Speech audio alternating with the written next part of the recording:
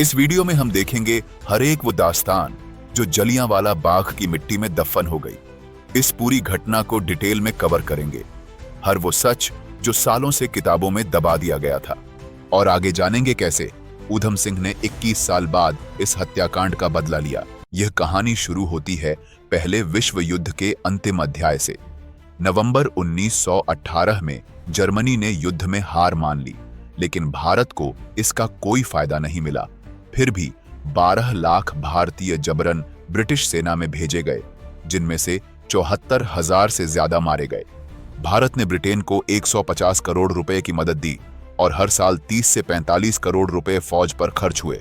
1914 से 1919 के बीच महंगाई दोगुनी हो गई और 1918 से 1919 में फैली महामारी ने 2 करोड़ भारतीयों की जान ले ली। बावजूद इसके ब्रिटेन ने केवल दिखावटी सत्ता दी, असली नियंत्रण अब भी गवर्नरों के पास रहा। युद्ध खत्म होते ही अंग्रेजों को जनता पर नियंत्रण बनाए रखने के लिए नए कानूनों की जरूरत महसूस होने लगी। इसी सोच के तहत 1918 में एक सिटिजन कमेटी गठित की गई, जिसकी अध्यक्षता एक ब्रिटिश जज जस्टिस रोलैट को सौंपी गई।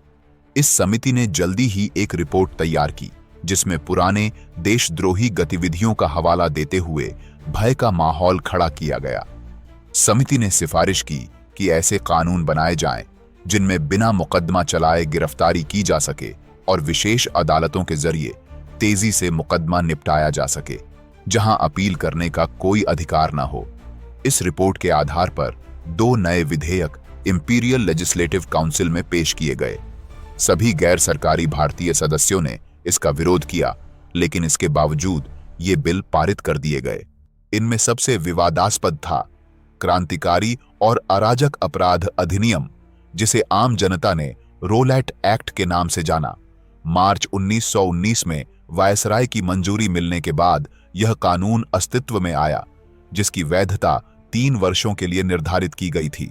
जैसे ही रोलैट बिल्स प्रकाशित हुए, पूरे भारत में आक्रोश की एक जबरदस्त लहर दौड़ पड़ी।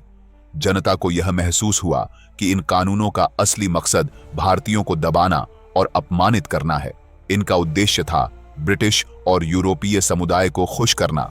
इस गुस्से को भड़काने वाले कई और कारण भी थे। महंगाई दिन ब दिन बढ़ रही थी, युद्ध के बाद बेरोजगारी चरम पर थी, और एक गहरा भावनात्मक मुद्दा था जिसमें टर्की को तबाह करने की ब्रिटिश योजना। टर्की का खिलाफत संस्थान भारतीय मुसलमानों की आस्था का प्रतीक था और उसकी समाप्ति ने इस समुदाय को गहरे आघात पहुंचाया। ऐसे हालात में रॉलेट एक्ट के खिलाफ देशव्यापी आंदोलन की घोषणा की गई, जिसका नेतृत्व गांधी जी कर रहे थे, और निर्णय लिया गया कि जब तक रॉलेट एक्ट वापस नहीं लिया जाएगा तब तक हम हड़ताल करेंगे। इसके बाद देश भर में जन जागरण अभियान शुरू हुआ। जल्द ही तय हुआ कि 6 अप्रैल को पूरे भारत में हड़ताल और व्यापार बंद होगा, मगर दिल्ली में भ्रमवश हड़ताल 30 मार्च को ही हो गई और शांतिपूर्ण भीड़ पर पुलिस ने गोलियां चला दी। इस घटना को अ स्लॉटर ऑफ इनोसेंट्स कहा गया। इसके बावजूद 6 अप्रैल को हुई अखिल भारतीय हड़ताल एक ऐतिहासिक सफलता बनकर सामने आई। बॉम्बे और मद्रास जैसे महानगरों में जनजीवन पूरी तरह ठप रहा। मद्रास में एक सभा में 1 लाख से अधिक लोग एकत्रित हुए। कलकत्ता में भी विशाल जनसभा हुई। उत्तर प्रदेश और पंजाब के लगभग हर शहर और कस्बे में हड़ताल का जबरदस्त असर दिखा। यह आंदोलन इतना व्यापक और संगठित था कि ब्रिटिश सरकार पूरी तरह घबरा गई। उन्होंने तुरंत प्रदर्शनकारियों के विरुद्ध कठोर कार्रवाई करने का फैसला किया। इसी के साथ अमृतसर से सत्याग्रह आंदोलन के 2 प्रमुख नेताओं सैफुद्दीन किचलू और डॉक्टर सत्यपाल को भी गिरफ्तार कर शहर से बाहर भेज दिया गया। इन गिरफ्तारियों ने अमृतसर में एक विशाल जन आक्रोश को जन्म दिया। जब प्रदर्शनकारी भीड़ रेलवे पुल पार करने की कोशिश कर रही थी, सेना ने सीधे गोलीबारी कर दी। इस घटना में करीब 20 लोग मारे गए और कई गंभीर रूप से घायल हुए। 10 अप्रैल की शाम जब अमृतसर में भीड़ को जबरदस्ती तितर-बितर किया गया, तो गुस्से में कुछ यूरोपियनों पर हमले हुए, जिनमें से 5 की मौत हो गई। उस समय पंजाब का प्रशासन माइकल ओडायर के अधीन था, जो पहले से ही अपने कठोर और तानाशाही रवैये के लिए कुख्यात था। अमृतसर में यूरोपियों की हत्या से क्रोधित होकर उसने ब्रिगेडियर जनरल डायर को आदेश दिया कि शहर की बागडोर अब सेना के हाथ में होगी और मार्शल लॉ घोषित कर दिया गया। जनरल डायर ने शहर में आते ही सख्त कार्रवाई शुरू कर दी। संदेह के आधार पर गिरफ्तारियां की गईं और पूरे अमृतसर को सामूहिक सजा देने के उद्देश्य से बिजली और पानी की आपूर्ति रोक दी गई। साथ ही किसी भी सभा या जुलूस पर पाबंदी लगा दी गई। लेकिन यह पाबंदी कितनी प्रभावी ढंग से जनता तक पहुंचाई गई, यह आज भी स्पष्ट नहीं है। 13 अप्रैल 1919 को स्थानीय नेताओं ने एक जनसभा की घोषणा की। ढोल और टिन के डिब्बों की आवाज से इसकी सूचना दी गई ताकि ज्यादा से ज्यादा लोग जुट सकें। सभा के लिए स्थान चुना गया, जलियांवाला बाग। वहां लगभग 20,000 लोग इकट्ठा हुए, जिनमें महिलाएं, बच्चे और बुजुर्ग भी शामिल थे। करीब शाम के 4:30 पर एक हवाई जहाज जलियांवाला बाग के ऊपर मंडराने लगा, जो अमृतसर के लिए एक असामान्य दृश्य था। थोड़ी देर बाद विमान लौट गया। मंच पर स्थानीय नेता बैठे थे, जिनमें रूपलाल पुरी और डॉक्टर गुरबख्श राय शामिल थे। डॉक्टर सैफुद्दीन किचलू की तस्वीर अध्यक्षीय कुर्सी पर रखी गई थी, एक प्रतीकात्मक विरोध के रूप में। लोग शांति से बैठे हुए थे। बच्चे मैदान के किनारों पर खेल रहे थे। उसी समय जनरल डायर, उसके गोरखा सिपाही, डीएसपी प्लोमर और अन्य पुलिस अधिकारी बाग में दाखिल हुए। सैनिकों को भीड़ के सामने एक ऊंचे प्लेटफॉर्म पर खड़ा किया गया। पहले द्वार की गोलियां सीधे नहीं लगीं, वे दीवारों से टकराईं। तब जनरल डायर ने सैनिकों को घुटनों के बल बैठकर निशाना लगाने का आदेश दिया ताकि ज्यादा से ज्यादा लोग मारे जा सकें। न किसी ने जनरल डायर को आते देखा, न ही कोई चेतावनी दी गई। गोलीबारी के बीच जब थोड़ी देर के लिए रीलोड के कारण रुकावट आई, तब डॉक्टर मणिराम एक नीची दीवार फांद कर भागे और पास के एक अस्तबल में छिप गए। वहीं से उन्होंने इस हौलनाक दृश्य को जारी देखा। यह शुरुआत थी उस अमानवीय क्रूरता की जिसने जलियांवाला बाग को इतिहास का सबसे खौफनाक स्मारक बना दिया। 13 अप्रैल 1919 की उस भयावह शाम का मंजर जलियांवाला बाग में धीरे धीरे एक नरसंहार में बदल गया। रूपलाल पुरी, जो सभा के मंच पर मौजूद थे, जान बचाने के लिए मंच से कूदकर भागे, लेकिन उनकी पीठ में गोली लग गई। उन्होंने अपनी आंखों से लोगों को एक के ऊपर एक गिरते, मरते, तड़पते देखा। कुछ जिंदा थे, कुछ घायल, लेकिन सब एक दूसरे के ऊपर गिरकर रास्ते रोक रहे थे। बाघ का मुख्य निकास द्वार, जो एक संकरा और एकमात्र रास्ता था, वहीं पर जनरल डायर खुद मौजूद था और उसके सैनिक घुटनों के बल बैठकर लगातार वहीं से फायरिंग कर रहे थे। जनता उस बंद घेरे में फंसी हुई थी और उनके पास भागने का कोई रास्ता नहीं था। अधिकतर लोग बैठे थे। गोलीबारी अचानक हुई, इसलिए उन्हें संभलने का मौका तक नहीं मिला। गोलियां उनकी पीठ, टांगों और यहां तक कि पैरों के तलवों में तक लगीं। यह दिखाता है कि लोग जमीन पर पड़े हुए थे, फिर भी उन पर गोलियां चलाई गईं। कुछ लोग गोलियों से बचने के लिए कुएं की ओर दौड़े। उन्हें लगा शायद ये कुआं उन्हें बचा लेगा मौत से, गोलियों से। कई औरतें, बच्चे और बूढ़े पहले ही उस कुएं में छिप चुके थे। कुएं की दीवारों से लिपटे हुए चुपचाप सांस रोके बैठे थे, लेकिन बाहर गोलियां थमती नहीं थीं। घबराए हुए लोग एक एक करके कुएं में कूदने लगे। उन्हें नहीं पता था कि नीचे पहले से लोग मौजूद हैं। कुछ छिपे हुए लोग दबकर मर गए, कुछ डूब गए और कुछ सिर्फ इसलिए मारे गए क्योंकि कोई और उनके ऊपर कूद गया। वो कुआं जो कभी प्यास बुझाता था, अब लाशों से भर गया था। 120 से ज्यादा शव बाद में उस कुएं से निकाले गए। डॉक्टर मणिराम, जो पहले ही किसी तरह दीवार फांद कर भाग गए थे, फिर वापस लौटे अपने 12 वर्षीय बेटे मदन मोहन को ढूंढने के लिए। जब वह लौटे तो जो दृश्य उन्होंने देखा वह किसी बुरे सपने से कम नहीं था। खून से लथपथ घायल लोग पानी के लिए तड़पते हुए एक दूसरे के नीचे दबे पड़े थे। 2 गायें भी इस गोलीबारी में मारी गई थीं, लेकिन उन्हें अपने बेटे का कोई सुराग नहीं मिला। शाम को वह और उनकी पत्नी पानी लेकर दोबारा बाग लौटे। अंततः उन्होंने अपने बेटे की लाश एक लाशों के ढेर के नीचे दबी हुई पाई। यह था जनरल डायर का सुनियोजित मोरल लेसन, एक शांतिपूर्ण सभा पर अचानक और निर्मम गोलीबारी, जिसे इतिहास आज भी एक भयावह जनसंहार के रूप में याद करता है।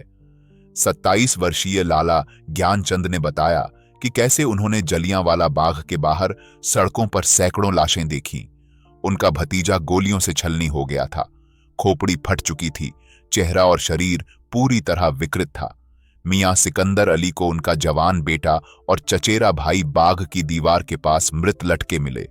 उन्होंने बताया कि वहां बच्चों की लाशें पड़ी थीं, बूढ़े पुरुष, यहां तक कि एक नवजात बच्चा भी जो अपने मृत पिता की बाहों में था।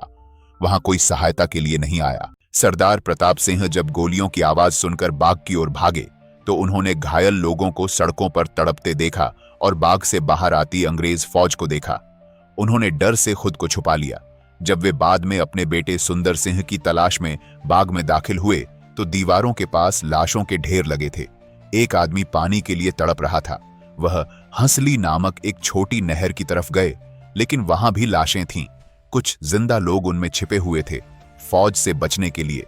जब उन्हें यकीन हो गया कि सैनिक जा चुके हैं तो वे बाहर निकले और मरते हुए लोगों को पानी पिलाने लौटे। प्रताप सिंह का अनुमान था कि सिर्फ दीवारों के पास ही 800 से 1000 लोग मारे गए थे या घायल पड़े थे। इलाज का कोई इंतजाम नहीं था और कई लोग धीरे धीरे अपने घरों में दम तोड़ते गए। शाम 6 से 8 बजे के बीच कुछ पड़ोसियों ने मदद की कोशिश की, लेकिन डायर के आदेश पर लागू 8 बजे के कर्फ्यू के बाद कोई भी बाहर नहीं निकल सका। औरतें अपने घायल बच्चों या पतियों के पास बैठी रहीं, पूरी रात भय और बेबसी में। कई लोग खून बहने से मर गए, कोई सहायता नहीं थी।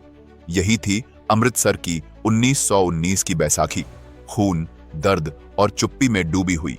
इसके बाद जनरल डायर चुपचाप अपनी टुकड़ी के साथ लौट गया। डायर ने जानबूझकर गोरखा और कुछ अन्य भारतीय रेजिमेंट्स को आगे खड़ा किया ताकि बाद में यह कह सके कि भारतीयों ने ही भारतीयों पर गोली चलाई। यह एक राजनीतिक चाल थी ताकि ब्रिटिश सरकार की सीधी जिम्मेदारी कम की जा सके और दोष भारतीय सैनिकों पर डाला जा सके, और इस हमले की साजिश में झूठ, भ्रम और दोषारोपण का इस्तेमाल भी शामिल था। ब्रिटिश सरकार ने बाद में 400 मौतों का आंकड़ा दिया, लेकिन वास्तविक संख्या 1000 से कम नहीं थी और घायलों की संख्या तो उससे भी 3 गुना ज्यादा रही होगी। यह हत्याकांड इतना भयानक था कि ब्रिटिश साम्राज्य के समर्थक विंस्टन चर्चिल को भी कहना पड़ा कि यह एक नरसंहार था। ऐसा वाकया ब्रिटिश साम्राज्य के आधुनिक इतिहास में पहले कभी नहीं हुआ। यह एक भयानक राक्षसी घटना थी, लेकिन यह दरिंदगी यहीं खत्म नहीं हुई। 15 अप्रैल को लेफ्टिनेंट गवर्नर माइकल ओडायर ने अमृतसर में मार्शल लॉ लागू कर दिया। हालात इतने खराब हो गए कि अगर कोई भारतीय रास्ते में किसी अंग्रेज को सलाम न करता तो उसे तुरंत गिरफ्तार कर लिया जाता। 19 अप्रैल को जनरल डायर ने एक और शर्मनाक आदेश जारी किया। जिस गली में एक अंग्रेज महिला मिस शेरवुड पर हमला हुआ था, हालांकि उन्हें बाद में भारतीयों ने ही बचाया, उस गली से गुजरने वाले हर भारतीय को पूरे रास्ते रेंगते हुए जाना पड़ता। यह अपमानजनक सजा किसी की जिंदगी की मजबूरी या जरूरत से भी ऊपर रखी गई। 8 जून को इलाहाबाद में ऑल इंडिया कांग्रेस समिति की बैठक आयोजित हुई, जहां एक उप समिति गठित की गई जिसका उद्देश्य था पंजाब की घटनाओं की स्वतंत्र जांच करना। वहीं ब्रिटिश सरकार ने भी अपनी तरफ से एक जांच समिति की घोषणा कर दी। 14 अक्टूबर 1919 को ब्रिटिश सरकार ने हंटर कमेटी का गठन किया, जिसकी अध्यक्षता एक बैरिस्टर हंटर कर रहा था। हालांकि हंटर कमेटी के रिपोर्ट देने से पहले ही कांग्रेस की उप समिति ने कई साक्ष्य और गवाहियां एकत्र कर ली थीं और 25 मार्च 1920 को पंजाब डिसऑर्डर्स नामक एक विस्तृत रिपोर्ट प्रकाशित कर दी। रिपोर्ट में स्पष्ट मांग रखी गई थी कि जिन अधिकारियों ने अत्याचार किए, जैसे कि Michael O'Dwyer, general Dyer, colonel Johnson, उन पर सख्त कार्रवाई की जाए। साथ ही वायसराय लॉर्ड चेल्मस्फोर्ड को वापस बुलाया जाए और पंजाब में लगाए गए सभी जुर्मानों को रद्द किया जाए। हंटर कमेटी की रिपोर्ट 28 मई 1920 को सार्वजनिक हुई। इस समिति में ज्यादातर सदस्य अंग्रेज थे और उन्होंने एक ऐसी रिपोर्ट दी जिसमें अत्याचारों पर पर्दा डालने की कोशिश की गई। उन्होंने लगभग सारे दोष आंदोलन करने वालों पर डालने का प्रयास किया, लेकिन फिर भी जलियांवाला बाग हत्याकांड को छुपाया नहीं जा सका। यह इतनी भीषण और अमानवीय घटना थी कि उसे दबाया जाना संभव नहीं था। इस बीच ब्रिटिश समुदाय के भीतर गहरी कटुता और नाराजगी व्याप्त हो गई थी। आंदोलन के शुरुआती दिनों में कुछ यूरोपियनों की मौत के कारण ब्रिटिश अधिकारियों और नागरिकों का रवैया और ज्यादा निर्दयी और कठोर हो चला था। यह भावना सिर्फ भारत तक सीमित नहीं रही, बल्कि इंग्लैंड की संसद और मीडिया तक जा पहुंची। जुलाई 1920 में जब ब्रिटिश आर्मी काउंसिल ने जनरल डायर को सस्पेंड करने का निर्णय लिया, तो इस फैसले को हाउस ऑफ कॉमन्स में पलटने की कोशिश हुई, लेकिन प्रस्ताव को 230 मतों से खारिज कर दिया गया, जबकि केवल 129 मत ही समर्थन में आए। लेकिन हाउस ऑफ लॉर्ड्स में तस्वीर बिल्कुल उलटी थी। वहां 129 वोट जनरल डायर के पक्ष में पड़े, जबकि विरोध में केवल 66 मत थे। ब्रिटेन में जनरल डायर को एक हीरो की तरह पेश किया जाने लगा। इसी समर्थन की लहर में डायर फंड नाम से एक फंड शुरू किया गया, जिसमें भारत में रहने वाले यूरोपीय नागरिकों ने भी खुले दिल से चंदा दिया। ब्रिटिश संसद और मीडिया में जनरल डायर के पक्ष में जो बातें कही गईं, उन्होंने भारत में गुस्से की आग को और भड़का दिया। देश भर में रोष इस बात का था कि पंजाब में हुए जुल्म और नरसंहार के लिए किसी भी ब्रिटिश अधिकारी को सजा नहीं दी गई, जबकि हजारों भारतीयों को मारा गया, टॉर्चर किया गया, वो भी बिना किसी अपराध या मुकदमे के। अब पूरे भारत में एक स्वर में एक ही नारा गूंज रहा था, पंजाब के जुल्म का हिसाब दो। हालांकि रॉलेट एक्ट के खिलाफ शुरू हुआ सत्याग्रह आंदोलन अचानक रोक दिया गया था, लेकिन फिर भी यह घटना भारतीय राष्ट्रीय आंदोलन का एक ऐतिहासिक मोड़ बन गई। अब तक जो राजनीतिक हलचल सिर्फ मिडिल क्लास तक सीमित थी, वो युग अब समाप्त हो चुका था। एक नया युग शुरू हुआ था, आजादी के लिए पूरे देश की जन चेतना का युग। और हर भारतीय इस हत्याकांड का बदला लेने की फिराक में था, और सरदार ऊधम सिंह का भी मन इस परिवर्तन की लहर से अछूता नहीं रहा। अपने भाई की मृत्यु और जीवन की कठिनाइयों ने सरदार ऊधम सिंह को गंभीर, सहानुभूतिशील और जागरूक बना दिया। यही दौर था जब देश भर में आजादी की लहर तेज हो रही थी, और सरदार ऊधम सिंह भी इससे प्रभावित हुए। 1918 तक वे मोम्बासा या मेसोपोटामिया में मैकेनिक के रूप में काम कर रहे थे। 1919 में भारत लौटे और कुछ समय बाद अफ्रीका चले गए, जहां युगांडा की रेलवे में काम किया। 1922 में वे अमृतसर लौटे और दुकान खोली। इस दौरान वे गदर पार्टी और कई क्रांतिकारियों के संपर्क में आए। गदर पार्टी भारत को अंग्रेजों की पराधीनता से मुक्त कराने के उद्देश्य से बना एक संगठन था। 1924 में वे अमेरिका गए और गदर पार्टी के सक्रिय सदस्य बने।